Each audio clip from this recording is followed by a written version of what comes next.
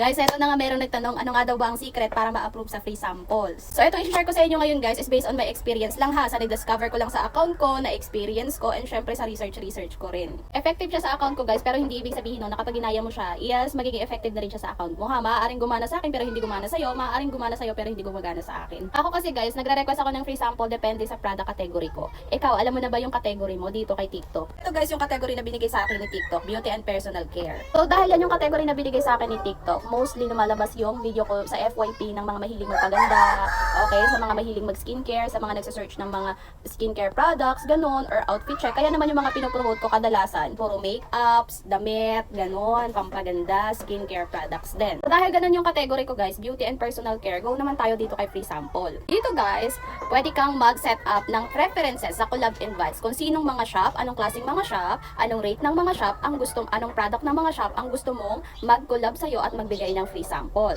So, anong gagawin? Ngayon na, pumunta ka sa collab invites, pindutin mo yung settings na yan. So, ayan guys, i-set up mo lang yan. Pumili ka ng rate ng shop. Syempre, piliin mo yung shop din na maraming units sold para siguradong yung ipopromote mo at ipapadali nila ng sample ay legit. Tapos, pili ka na rin dyan ang gusto mong commission rate. And syempre, ito yung mahalaga yung product categories.